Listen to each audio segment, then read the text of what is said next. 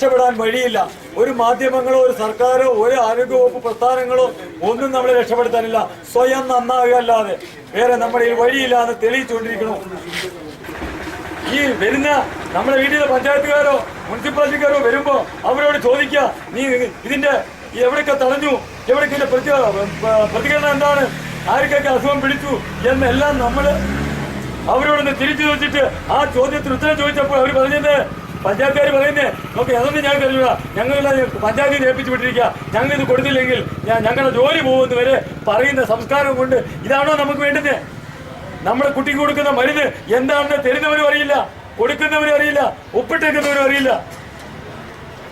എന്തായത്? ആര് നമ്മളെ രക്ഷിക്കും? ആരോട് ചോദിക്കും? പത്രങ്ങളില്ല, ചാനലുകാരില്ല, മന്ത്രിസഭയില്ല, നമ്മൾ തെരഞ്ഞെടുത്ത നേതാക്കന്മാരില്ല. അത് ആരെയും കൂട്ടുപിടിക്കേണ്ട. അവരോട് ചോദിക്കൂ. ഇത്രയും ചോദ്യങ്ങൾ നിങ്ങൾക്കൊക്കെ ചോദിക്കാനുള്ള അവകാശമില്ലേ? തെരഞ്ഞെടുത്ത് വിട്ടവരോട് അവരോട് ചോദിക്കുക, എന്താ നടക്കുന്നതെന്ന്. നമുക്ക് അലോപ്പതി വേണോ, ആയുർവേദം വേണോ, ഹോമിയോ വേണോ, സിദ്ധ വേണോ സ്വീകരിക്കാനെന്നുള്ളത് അത് ഇന്ത്യൻ ഭരണഘടന അനുസരിച്ച് ഓരോ ഇന്ത്യൻ പൗരനും അതിന്റെ മൗലിക അവകാശമുണ്ട്. അതിനകത്ത് അലോപ്പതി മാത്രം മതി, ഇത് കുടിച്ചേ പറ്റുള്ളൂ, തിന്നേ പറ്റുള്ളൂ എന്ന് പറയുമ്പോൾ ബാക്കി ഈ നാട്ടിലുള്ള എല്ലാ സമ്പ്രദായത്തിനെയും ഇവിടെ അടച്ചുപൂട്ടാൻ പറ. ഇപ്പൊ കഴിഞ്ഞ പ്രാവശ്യം ഇവരൊക്കെ ഏതോ വ്യക്തതയിൽ കേസുള്ളതാണ്. കേസുണ്ടോ? ഇവരൊക്കെ ഇതൊക്കെ പറഞ്ഞ് കേസെടുക്കുന്നറിയുമോ? ഓടിക്കാൻ പറഞ്ഞതല്ല, റോഡിൽ കൊണ്ടുവന്ന് വാഹനം നിർത്തി തടസ്സം തെറ്റിച്ചതുകൊണ്ടാണ്. കാരണം പോലീസിനെ പറയാൻ നിയമമുണ്ട്. നമുക്ക് കവല പ്രസംഗം നടത്താനും പോളിയോ കുത്തിവെക്കേണ്ട കൊടുക്കേണ്ടെന്നും പറയാൻ. നിങ്ങൾക്ക് ഇതെന്താ സർക്കാരിന് ജില്ലാ കളക്ടറുടെ പറയാൻ പറ്റില്ല. പിന്നെ എല്ലാവരും സർക്കാർ കൊണ്ടുവന്ന പദ്ധതി ഇങ്ങനെ ഇത് കുട്ടികളെ വെച്ചിട്ടാണ് ഗാനത്താകെ ഇത് എല്ലാത്തിനും ഉണ്ടല്ലോ. ഞാൻ നാളെ നിങ്ങൾക്ക് ഇതേ മരത്തെ നിങ്ങൾക്ക് കൊടുത്തിട്ട് ഫോൺ നമ്പറിൽ ഫോൺ ചെയ്യും. ഫോണേ കിട്ടില്ല, ഒന്നുമില്ല. നിങ്ങൾക്കെന്താ ഇതിന് ഇവിടെ ജനങ്ങൾക്ക് ബോധവന്മാരാണ്. നിങ്ങൾക്കെന്താ ഇതിന് ജില്ലാ കളക്ടർ ഉണ്ട്, എല്ലാ ഭരണകൂടം ഉണ്ട്. അവിടെ അവരെല്ലാം പോയിട്ട് നടക്കാനിട്ടാണ് അവരുടെ എല്ലായിടത്തും പോയി എടുത്തു. ഇതിന്റെ ഇത് സർക്കാർ ഉദ്യോഗസ്ഥന്മാർ ഇവിടെ ആടിനെ പട്ടിണിയാക്കണ പണിയാ. ഇവിടെയൊക്കെ ഹെൽത്ത് സെന്റർ ഒന്നും എല്ലാം എടുത്തു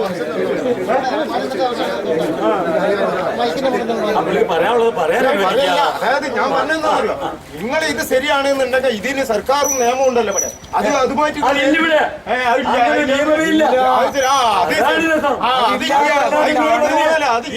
ഈ പേപ്പറിന്റെ ബാക്കിൽ നിങ്ങൾക്ക് എന്തോ ഒരു കളിയുണ്ട്.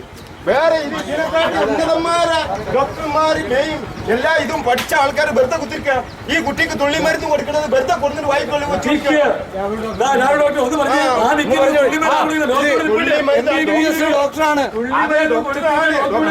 ഒക്കെ സമ്മതിച്ച് ഡോക്ടറെ പറ്റി ഇവിടുന്ന് ചേട്ടന് താല്പര്യമുള്ള ഏത് ഡോക്ടറെ ഇവിടെ വിളിച്ചു വരുത്തും, ഞങ്ങൾ ചാർജ് ചെയ്യും. ഡോക്ടറെ, ജില്ലാ കളക്ടറെ, ഹെൽത്ത് ഇൻസ്പെക്ടറെ, അമർപ്പല്ലേ നിങ്ങൾക്ക് എന്താ അതേമാതിരി അത് നിങ്ങൾക്ക് നേരിട്ടുണ്ട്. ചേട്ടാ, ഞങ്ങളുടെ കാര്യങ്ങളൊന്നും മലപ്പുറം ജില്ല ഞങ്ങൾ ഇതുമായി ബന്ധപ്പെട്ട് പുറത്ത് പരാതിയുടെ കോപ്പി നിങ്ങൾക്ക് കാണിച്ചു തരാം. ഇവിടെ ഈ ഹെൽത്ത് സെന്ററിലൊക്കെ കൊണ്ടിട്ട് ഞങ്ങളൊക്കെ വായിച്ചു ഞങ്ങളെ നോട്ടീസിലാവും. ഞാൻ പറഞ്ഞത് തടസ്സപ്പെടുത്തുന്നില്ല. പക്ഷെ വേറൊന്ന് നിങ്ങൾ പറഞ്ഞല്ല ഡോക്ടറിന്, നിങ്ങൾ ഈ ഡോക്ടർ ഇത് മലപ്പുറം ജില്ല ഇവിടെ വന്നിട്ട് ഒരു കൊല്ലം ഡോക്ടറാണെന്ന് അറിയാണ്ട് ഇവിടെ ഇരുന്ന് കുടിച്ചപ്പോ വേദന നിങ്ങൾ ഡോക്ടറാണ് എന്നുള്ള തെളിവെന്താ? അതൊന്നും കാട്ടി കാണി. നിങ്ങൾ ഡോക്ടറാണെന്ന് പറഞ്ഞല്ലോ, അതിന്റെ തെളിവ്. എന്നിട്ട് ഞാൻ അതൊന്നും പോലീസ് സ്റ്റേഷനും പറ്റിയ ഡോക്ടർമാർ എനിക്ക് വിശ്വാസപ്പെട്ട ആൾക്കാർക്ക്, നിങ്ങൾ വലിയ ആൾക്കാർക്കല്ല. നിങ്ങൾ ഡോക്ടറാണ് എന്ന് പറഞ്ഞാൽ ഒരു കടലാസിന്റെ കൊട്ടാറ്റ് തരും. എന്നിട്ട് നിങ്ങളെ ഫോൺ നമ്പർ തരും, ഞാനൊന്ന് നോക്കട്ടെ നിങ്ങൾ ഒറിജിനൽ ഡോക്ടറാണോ ഡൂപ്ലിയാണോ എന്ന്.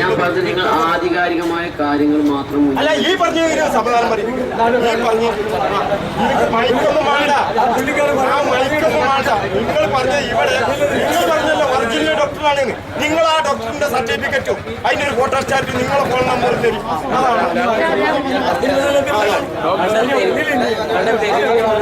ഡോക്ടറാണ് ഞാനെന്നും പറഞ്ഞ് വിളമ്പി നടക്കേണ്ട ആവശ്യമൊന്നുമില്ല. അപ്പൊ നിങ്ങൾ പറഞ്ഞല്ലേ ഇയാൾ ഡോക്ടറാണ്. ഞാൻ മംഗലാപുരത്തെ പഠിച്ച ഇതുവഴി മംഗലാപുരം പോയി 5 വർഷം പഠിച്ചാണ്. മംഗലാപുരം നിങ്ങൾ എന്നോട് പറഞ്ഞത് മംഗലാപുരം പഠിച്ചില്ലല്ലോ. ഇപ്പൊ സർവീസിൽ ഇരുന്നിട്ട് നിങ്ങള് ഒരു ഡോക്ടർമാരെയൊക്കെ വിളിക്കുക. എന്തിനാ വിളിക്കുന്നത്? ഞാനിപ്പോ നിങ്ങളോട് ന്യായമായ കാര്യം പറയുന്നു. എന്ത് കാര്യം അറിഞ്ഞാലും മറുപടി കൊടുക്കാം. അതായത് നിങ്ങളുടെ ഡോക്ടറാണ് ഒരു ഫോൺ നമ്പർ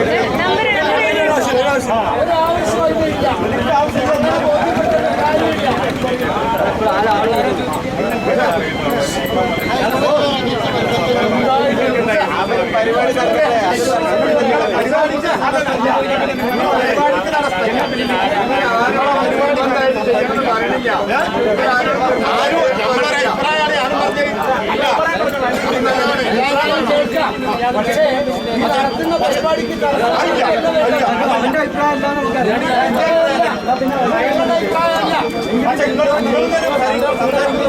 നിങ്ങൾ എന്നോട് പറഞ്ഞത് ഇത് ഡോക്ടറാണ് എല്ലാ ഇതും പറഞ്ഞത്.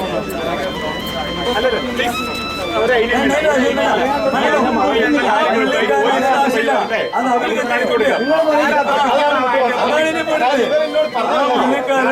സെപ്പൻ ഡോക്ടറാണ്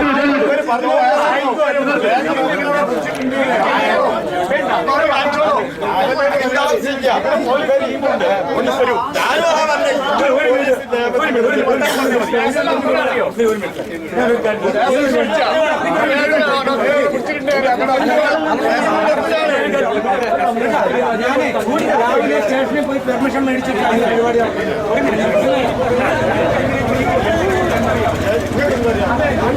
നിങ്ങൾക്ക് അറിയുന്നില്ല, നിങ്ങൾ നിൽക്കുമല്ലേ ഇവിടെ വർഷങ്ങൾ കഴിഞ്ഞല്ലേ സർക്കാരിന്റെ കാലത്ത് ഈ സർക്കാരിന്റെ കാലത്ത് നിങ്ങൾ പെർമിറ്റ്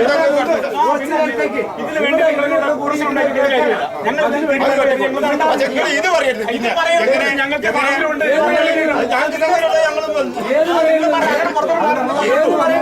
നിങ്ങൾ എന്നോട് പറഞ്ഞത് ഇത് ഡോക്ടറാണ്,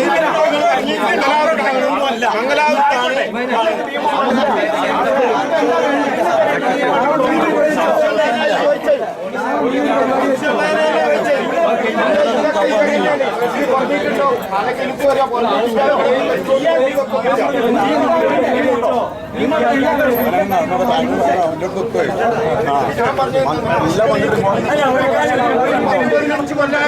പരിപാടി 15 കൊല്ലത്തോളമായിട്ട് സർക്കാരുമായിട്ട് നിങ്ങൾക്ക് എന്താ ഈ നല്ല ഡോക്ടർമാരായിട്ട് സംസാരിച്ചിട്ട് ഇത് ഇവിടെ കൊണ്ടുവരാൻ പറ്റൂല എന്നുള്ള നിയമം നിങ്ങൾക്ക് എന്താ അതിന് കൊണ്ടുവരാൻ പറ്റില്ല.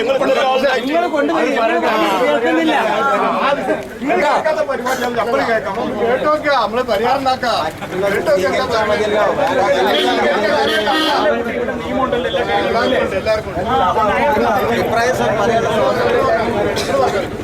അതൊരു നല്ലതാണ്.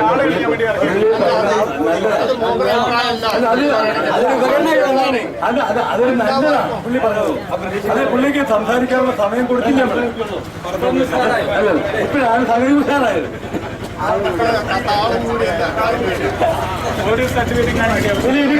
അല്ല ഇനി തരാം, ഇവര് പറഞ്ഞതിനല്ല ഉത്തരം ഇപ്പൊ ഞാൻ തരാം, കേട്ടോളൂ. ഈ പുള്ളിയുടെ അച്ഛൻ ഒരു പനി പിടിച്ച് മെഡിക്കൽ ടെസ്റ്റ് ആശുപത്രി എറണാകുളം മെഡിക്കൽ ടെസ്റ്റ് കയറി. ഇത് അപ്പോൾ ഈ പുള്ളി ഗവൺമെന്റ് ഡോക്ടറാണ്, നമുക്ക് സർട്ടിഫിക്കറ്റ് തരുന്ന ഡോക്ടർ. ആ പുള്ളിയുടെ അച്ഛൻ മെഡിക്കൽ ടെസ്റ്റിൽ കയറി, അവിടെ പനി കൊണ്ട് കയറിയപ്പോൾ ലോകത്തില്ലാത്ത പേര് പറഞ്ഞു. 4 പേർക്കുണ്ടാകുന്ന രോഗം. ഒരു ഭ്രാന്തിന്റെ ഇഞ്ചക്ഷൻ വരെ കുത്തിക്കെറ്റിയിട്ട് 15 ലക്ഷം രൂപ അടിച്ചു മാറ്റി. ചുമ്മാ അല്ല പുള്ളി ഞങ്ങളോട് നടക്കണേ. ഇതിനോട് ഇത്രയും വലിയ വിദ്വേഷം പുള്ളിക്ക് ഉണ്ടായത് ഇതുവരെ ഞാൻ ഒരു ക്ലാസ്സിലും പറഞ്ഞില്ല, ഒരിടത്തും പറഞ്ഞില്ല, ഞാൻ പറയാൻ ആഗ്രഹിച്ചില്ല. ഈ പുള്ളി പറഞ്ഞു അതിന്റെ രോക്ഷാന്തം മനസ്സിലാക്ക്. നമ്മളെ 15 ലക്ഷം രൂപ ആ പുള്ളിക്കാരന് അധ്വാനിച്ച മൊത്തം കാശ് കൊണ്ടുവന്ന് പിടിച്ചു പറിച്ചിട്ട് ലാസ്റ്റ് ഈ കാര്യം ഇത് ഡോക്ടറായിരുന്നു. ഈ പുള്ളിയുടെ കൈ കൂടെ ചോര വാർന്നു കിടന്നപ്പോ പോയി അവിടുത്തെ മാനേജരോട് ചോദിച്ചപ്പോൾ നിന്റെ അച്ഛൻ എന്റെ ആശുപത്രിയിൽ കിടക്കുന്ന സൂക്ഷിച്ചു വേണം സംസാരിക്കാനെന്നാണ് ആ മാനേജർ പറഞ്ഞത്. മനസ്സിലായി? ഈ പുള്ളിയുടെ ഇന്റർവ്യൂവിന് പോയി ആ ആശുപത്രിയിൽ. അപ്പോൾ പറഞ്ഞത് ഇവിടെ ആര് വന്നാലും എന്താ നടക്കുന്നതെന്ന് നിങ്ങൾക്ക് അറിയേണ്ട കാര്യമില്ല.